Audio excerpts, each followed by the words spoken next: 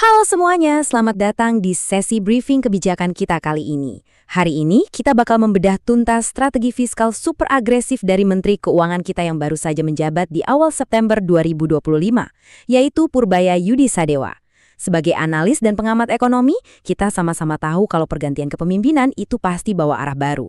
Tapi apa yang terjadi belakangan ini di Jakarta? Ini bukan sekedar arah baru, ini adalah sebuah pergeseran paradigma yang luar biasa masif.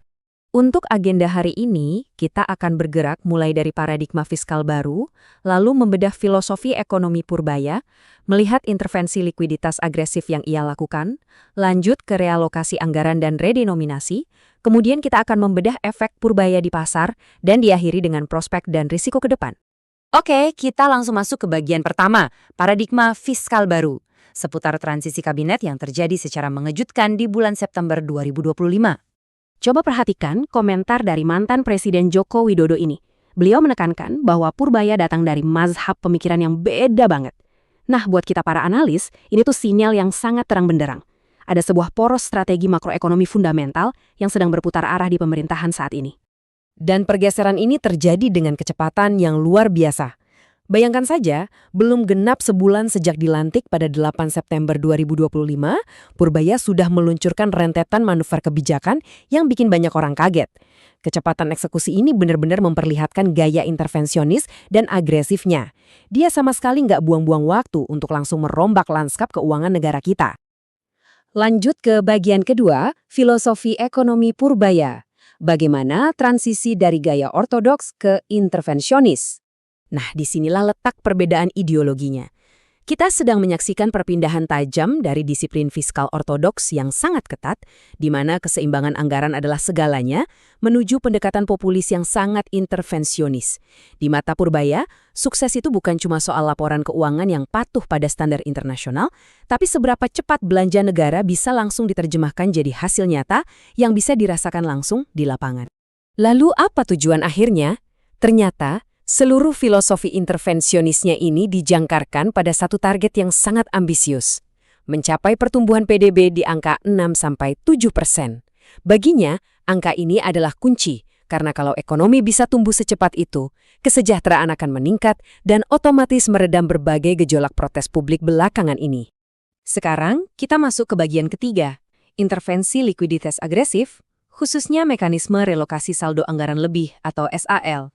200 triliun rupiah. Ya, kalian nggak salah dengar. Ini adalah langkah stimulus raksasa di mana Purbaya memindahkan dana menganggur pemerintah alias saldo anggaran lebih yang ada di Bank Indonesia dan menyuntikannya langsung ke bank-bank pelat merah. Tujuannya sangat jelas. Dia ingin memaksa ekspansi kredit ke sektor real dengan mengguyur likuiditas instan secara masif. Dan efeknya langsung terukur. Tingkat penyerapan kredit produktif ini sangat bervariasi tapi signifikan di seluruh sektor perbankan negara. Kita bisa lihat, BTN mencatat serapan tertinggi hingga 90%, sementara BNI ada di 50%. Ini bukti nyata bagaimana rentetan kebijakannya langsung menciptakan pergerakan data di lapangan secara real time. Kita beralih ke bagian keempat, realokasi anggaran dan redenominasi sebagai upaya menegakkan efisiensi fiskal. Di luar suntikan likuiditas, Purbaya juga nggak ragu mengambil langkah radikal dengan memangkas drastis transfer ke daerah atau TKD menjadi 693 triliun rupiah untuk tahun 2026. Keputusan ini diambil setelah adanya temuan inefisiensi dan salah kelola. Tentu saja, ini langsung memicu protes keras dari 18 gubernur. Tapi pesannya sangat lugas, berhentilah bermanja-manja mengharapkan alokasi tinggi dan mulai optimalkan setiap rupiah yang ada untuk pembangunan real di daerah. Nah, ini mungkin bagian yang paling menarik dan nggak biasa. Purbaya sampai turun tangan sendiri, menyamar, dan melakukan telepon rahasia ke layanan pelanggan untuk mengaudit sistem coretaks. Kenapa? Karena dia mau membongkar habis-habisan budaya birokrasi yang kompesen atau yang sering dia sebut sebagai budaya asal bapak senang.